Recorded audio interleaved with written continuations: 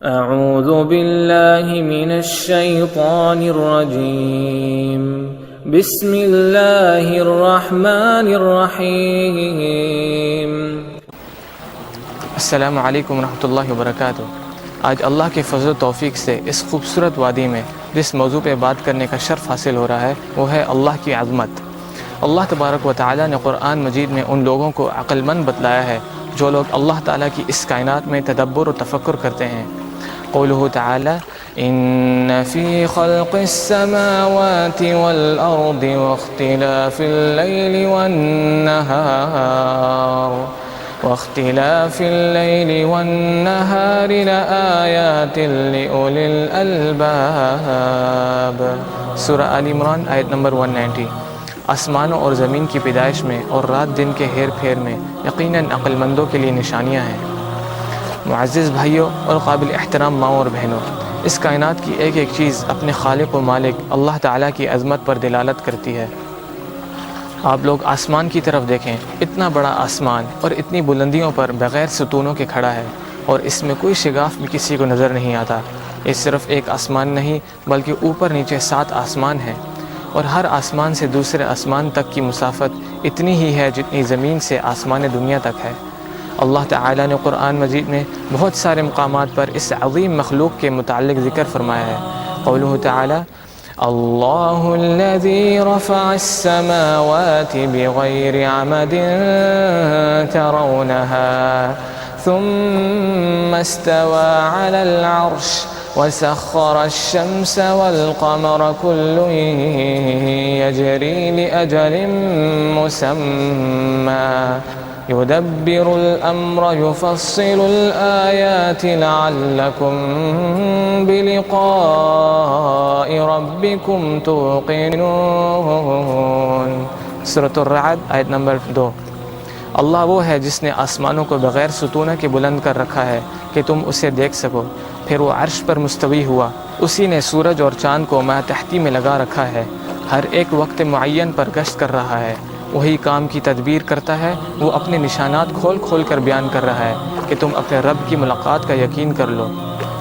اسی طرح اللہ تبارک و تعالی نے ایک اور مقام پر ارشاد فرمایا بِأَمْرِهِ وَيُمْسِكُ السَّمَاءَ أَن تَقَعَ عَلَى الْأَرْضِ إِلَّا بِإِذْنِهِ إِنَّ اللَّهَ بِالنَّاسِ لَرَءُوفٌ رَحِيمٌ۔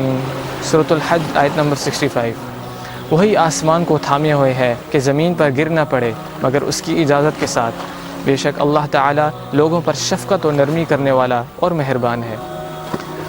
اور ایک مقام پر اللہ تعالی نے ارشاد فرمایا الذي خلق 7 سماوات طباقا ما ترى في خلق الرحمن من تفاوت فارجع البصر هل ترى من فطور۔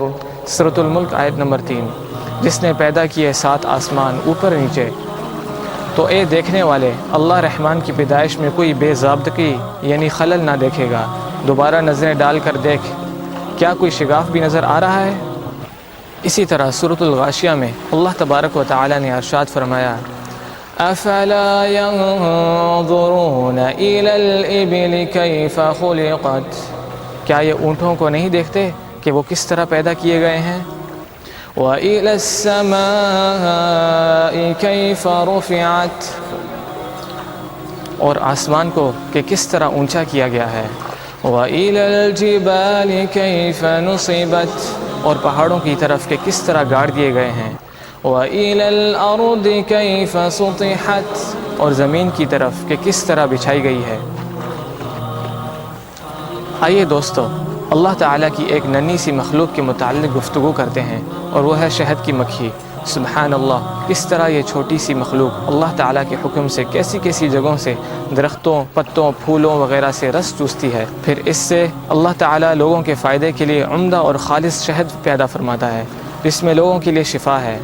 قولہ تعالی وَأَوْحَى رَبُّكَ إِلَى النَّحْلِ أَنِ اتَّخِذِي مِنَ الْجِبَالِ بُيُوتًا وَمِنَ الشَّجَرِ وَمِمَّا يَعْرِشُونَ۔ سورۃ النحل آیت نمبر 68۔ آپ کے رب نے شہد کی مکھی کے دل میں یہ بات ڈال دی کہ پہاڑوں میں، درختوں اور لوگوں کی بنائی ہوئی اونچی اونچی چھتریوں میں اپنے گھر یعنی چھتیں بنا۔ ثم كلي من كل الثمرات فاسلكي سبل ربك ذللا يخرج من بطونها شراب مختلف ألوانه فيه شفاء للناس إن في ذلك لآية لقوم يتفكرون۔ سورۃ النحل آیت نمبر 69۔ اور ہر طرح کے میوے کھا اور اپنے رب کی آسان راہوں میں چلتی پھرتی رہ۔ ان کے پیٹ سے رنگ برنگ کا مشروب نکلتا ہے جس کے رنگ مختلف ہیں اور جس میں لوگوں کے لیے شفا ہے۔ غور و فکر کرنے والوں کے لیے اس میں بہت بڑی نشانی ہے۔ اسی طرح دوستو تدبر کریں کہ سبحان اللہ، اللہ تعالیٰ کس طرح جانوروں کے پیٹوں سے گوبر اور خون کے درمیان سے لوگوں کے لیے خالص اور سفید شفاف دودھ نکالتا ہے۔ قوله تعالی وَإِنَّ لَكُمْ فِي الْأَنْعَامِ لَعِبْرَةً نُسْقِيكُم مِّمَّا فِي بُطُونِهِ مِن بَيْنِ فَرْثٍ وَدَمٍ لَبَنًا خَالِصًا سَائِغًا لِلشَّارِبِينَ۔ سورۃ النحل آیت نمبر 66۔ تمہارے لیے تو چوپایوں میں بھی بڑی عبرت ہے کہ ہم تمہیں اس کے پیٹ میں جو کچھ ہے اسی میں سے گوبر اور خون کے درمیان سے خالص دودھ پلاتے ہیں جو پینے والوں کے لیے انتہائی خوش ذائقہ ہے اور اس سے غذا حاصل کی جاتی ہے۔ ایک اور لطیف نکتہ، ہم لوگ زمین میں بیج بوتے ہیں، اگر گندم ہے تو اس بیج سے گندم ہی پیدا ہوگی، اور اگر چاول ہے تو چاول ہی پیدا ہوں گے۔ کبھی کسی نے دیکھا کہ گندم کی جگہ چاول یا چاول کے دانے سے گندم پیدا ہوئی ہو؟ یہ سب کس کے حکم سے ہوتا ہے؟ بے شک یہ سب کچھ اللہ تبارک و تعالی ہی کرتا ہے۔ قوله تعالی وَهُوَ الَّذِي أَنزَلَ مِنَ السَّمَاءِ مَاءً فَأَخْرَجْنَا بِهِ نَبَاتَ كُلِّ شَيْءٍ فَأَخْرَجْنَا مِنْهُ خَضِرًا نُخْرِجُ مِنْهُ حَبًّا مُتَرَاكِبًا وَمِنَ النَّخْلِ مِنْ طَلْعِهَا قِنْوَانٌ دَانِيَةٌ وَجَنَّاتٍ مِّنْ أَعْنَابٍ وَالزَّيْتُونَ وَالرُّمَّانَ مُشْتَبِهًا وَغَيْرَ مُتَشَابِهٍ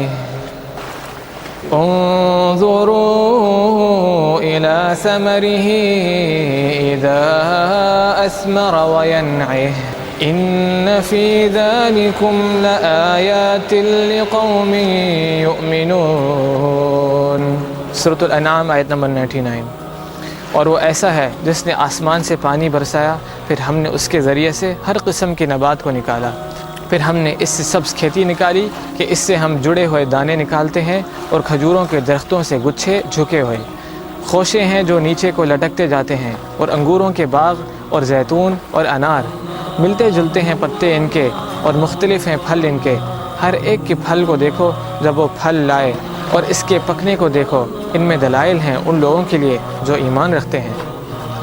اسی طرح انسان اپنے آپ میں تدبر کرے کہ کس طرح اللہ تبارک و تعالی نے مجھے ایک نطفے سے یہ وجود بخشا ہے، اسی نطفے سے اللہ تعالی نے یہ خوبصورت آنکھیں پیدا کی، اسی نطفے سے اللہ تعالی نے ہمیں دل و دماغ عطا فرمائے۔ إِنَّا خَلَقْنَا الْإِنسَانَ مِن نُّطْفَةٍ أَمْشَاجٍ نَبْتَلِيهِ فَجَعَلْنَاهُ سَمِيعًا بَصِيرًا۔ سورۃ الانسان آیت نمبر 2۔ بے شک ہم نے انسان کو ملے جلے نطفے سے امتحان کے لیے پیدا کیا اور اس کو سنتا دیکھتا بنایا۔ معزز سامعین کرام، حق بات تو یہ ہے کہ اس کائنات کے سارے سمندر کو سیاہی اور تمام درختوں کو قلم بنا دیا جائے، تاہم اللہ تعالیٰ کی عظمت اور اس کے کلمات لکھنے کے لیے کافی نہ ہوں گے۔ قوله تعالی وَلَوْ أَنَّ مَا فِي الْأَرْضِ مِن شَجَرٍ أَقْلَامٌ وَالْبَحْرُ يَمُدُّهُ مِن بَعْدِهِ سَبْعَةُ أَبْحُرٍ مَا نَفِدَتْ كَلِمَاتُ اللَّهِ إِنَّ اللہ عزیز حکیم۔ سورہ لقمان آیت نمبر 27۔ روئے زمین کے تمام درختوں کے اگر قلمے ہو جائیں اور تمام سمندروں کی سیاہی ہو اور ان کے بعد 7 سمندر اور ہوں تاہم اللہ تعالیٰ کے کلمات ختم نہیں ہو سکتے۔ بے شک اللہ تعالیٰ غالب اور باحکمت ہے۔ برادران اسلام، جو لوگ اس کائنات میں تدبر کرتے ہیں ان کی کیفیت کیا ہوتی ہے، آئیے قرآن مجید سے معلوم کرتے ہیں۔ قولہ تعالی: الذين يذكرون الله قياما وقعودا وعلى جنوبهم ويتفكرون في خلق السماوات والأرض ربنا ما خلقت هذا باطلا سبحانك فقنا عذاب النار۔ سورہ آل عمران آیت نمبر 191۔ جو اللہ تعالیٰ کا ذکر کھڑے اور بیٹھے اور اپنی کروٹوں پر لیٹے ہوئے کرتے ہیں اور آسمان و زمین کی پیدائش میں غور و فکر کرتے ہیں اور کہتے ہیں: اے ہمارے پروردگار، تو نے یہ بے فائدہ نہیں بنایا، تو پاک ہے، بس ہمیں آگ کے عذاب سے بچا لے۔ ربنا انك من تدخل النار فقد اخزيته وما للظالمین من انصار۔ سورہ آل عمران آیت نمبر 192۔ اے ہمارے پھالنے والے، تو جسے جہنم میں ڈالے یقیناً تو نے اسے رسوا کیا اور ظالموں کا کوئی مددگار نہیں۔ ربنا اننا سمعنا مناديا ينادي للإيمان ان آمنوا بربكم فآمنا ربنا فاغفر لنا ذنوبنا وكفر عنا سيئاتنا وتوفنا مع الأبرار۔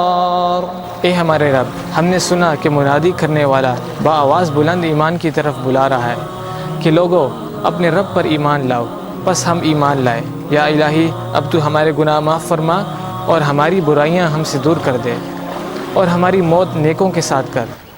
ربنا وآتنا ما وعدتنا على رسلك ولا تخزنا يوم القيامة انك لا تخلف الميعاد۔ اے ہمارے پالنے والے معبود، ہمیں وہ دے جس کا وعدہ تو نے ہم سے اپنے رسولوں کی زبانی کیا ہے، اور ہمیں قیامت کے دن رسوا نہ کر، یقیناً تو وعدہ خلافی نہیں کرتا۔ معزز سامعین کرام، اللہ تبارک و تعالیٰ نے سورہ آل عمران کی ان آیت کریمہ میں اہل دانش کی درجہ ذیل صفات ذکر فرمائی ہیں۔ نمبر 1 کہ وہ لوگ ہر پل ہر آن اللہ تبارک و تعالیٰ کا ذکر کرتے ہیں، اور یہ بات معلوم ہو کہ ذکر میں تمام نمازیں، تلاوت قرآن کریم اور تمام تر تسبیحات شامل ہیں۔ وہ لوگ اس بات پر ایمان رکھتے ہیں کہ اللہ تبارک و تعالیٰ ہی کے اختیار میں ہے، جسے چاہے دوزخ کا عذاب دے۔ وہ لوگ نبی کریم صلی اللہ علیہ وسلم پر اور آپ جو کچھ بھی لے کر اپنے رب کی طرف سے مبعوث ہوئے ایمان لاتے ہیں، اور ہر معاملے میں آپ صلی اللہ علیہ وسلم کی اتباع کرتے ہیں۔ وہ لوگ اس بات پر ایمان لاتے ہیں کہ اللہ تبارک و تعالیٰ کا وعدہ اور وعید حق ہے، اور بلا شبہ اللہ تبارک و تعالیٰ اپنے وعدے اور وعید میں حق ہے، اور وہ لوگ اللہ تعالیٰ سے نیک صحبت کا سوال کرتے ہیں دنیا اور آخرت میں، اور وہ لوگ اس بات پر ایمان رکھتے ہیں کہ اللہ تعالیٰ ہی تمام گناہ بخشنے والا اور مہربان ہے۔ وہ لوگ ہر قسم کی خیر و بھلائی کے لیے اللہ تبارک و تعالیٰ ہی سے سوال کرتے ہیں، اور وہ لوگ اپنے رب پر ایمان لاتے ہیں، اس کی توحید پر کہ وہ خالق ہے، اس کے سوا کوئی خالق نہیں، وہی معبود حق ہے، اس کے سوا کوئی معبود حق نہیں، اور اس کے پیارے پیارے خوبصورت نام ہیں، اور اسی کی تمام صفات کمال ہیں جن میں کسی قسم کا کوئی نقص نہیں، اور وہ اپنے رب کو اس کے ناموں اور صفات کے ذریعے پکارتے ہیں۔ سبحان اللہ و بحمدہ عدد خلقہ ورضا نفسہ وزینۃ عرشہ ومداد کلماتہ۔